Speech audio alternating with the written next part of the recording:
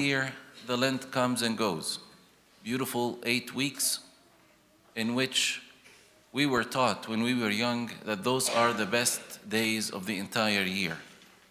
Some years, to be honest, we felt them. Some other years, I didn't feel them much. And the conclusion to me is the Lent is something very personal. It's a very personal time in which each and every one of us gets to experience the Lord on a very personal level.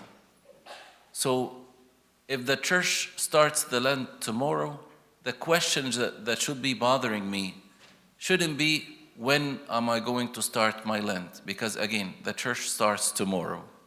I know some of us would fuss about it. Can I get 1 week off? Can I get a couple weeks? Can I do this? Can I do that? Those shouldn't be the questions that bothering our mind. The question that should be bothering my mind is why I am fasting.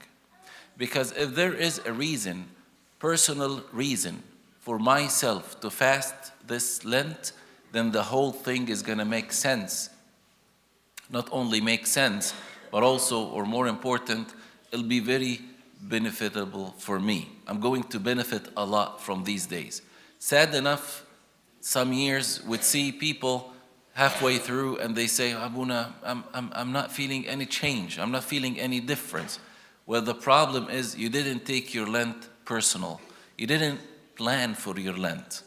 I know families who start fasting tomorrow would prepare before fasting. Like this entire past week, you guys would loads of whatever I'd like of food, because after very short time, I'm going to start fasting, and then for 55 days I'm fasting.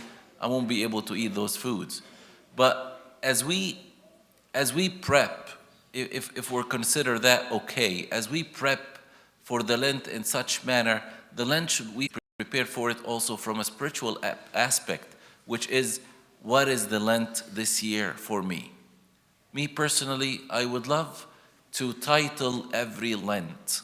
Like every time we fast, the church fasts, I love for myself to put a title for this fasting, a goal to reach.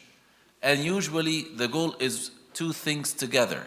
It's one virtue that I need to earn, that I need to learn, I need to master, that I'm not good at, and also a sin that I struggle against for the entire length of this Lent.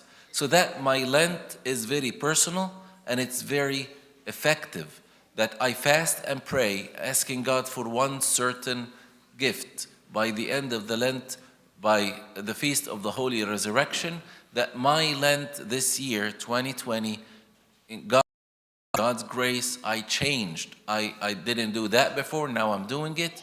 I used to do that sin before, now I'm not, by the grace of God. So that the Lent is very personal. This way, with the advice of my father of confession, what to do, what to pray, what to read, the Lent will be very beneficial every year, God willing. كل سنة وحضراتكم طيبين، وإحنا بنبتدي الصوم الكبير السنة دي. مهم جدا إن إحنا ناخد لبالنا من قد إيه الكنيسة بتحضرنا للصيام. معرفش حد خد لباله من قرايات العشية بتاعت امبارح. إنجيل عشية امبارح كان بيتكلم في نقطتين 2 بسطة خالص. بيتكلم عن، حد فاكر؟ هما كانوا 5-6 آيات. أكون أنا غلطان ومش عايز أسامح. طب يا حبيبي ده أنت غلطان؟ يقول لك لا. طب والكبير، نروح للتاني اللي مغلوط فيه، يا حبيبي ده أخوك سامح. يقول لك ده هو اللي غلط فيا، أنا مش هسامح. الفكر ده غريب على الكنيسة. تعالوا كده شوفوا المسيح له المجد لما كان عايش وسطينا على الأرض، كل المرات اللي غلطوا فيه عمل إيه؟ عمل إيه؟ طب إن كان المسيح نفسه الله الظاهر في الجسد قبل ده من كل إنسان، أنا بقى الإنسان المخلوق من طين هتكبر وأقول لا أخويا لازم هو اللي يجي ويعتذر لي؟ حبيبي ارفع سماعة التليفون وقول له يا أخويا ما تزعلش مني، حقك عليا. الله يسامحك يا شيخ، احنا بنبدأ أيام بركة، بنبدأ الصوم. كل سنة وانت طيب، ربنا يعود عليك بخير. جميل قوي. آخر نقطة في طقس كنيستنا، إن احنا يوم الاثنين اللي هو بكرة أول يوم في الصوم المقدس، عارفين الكنيسة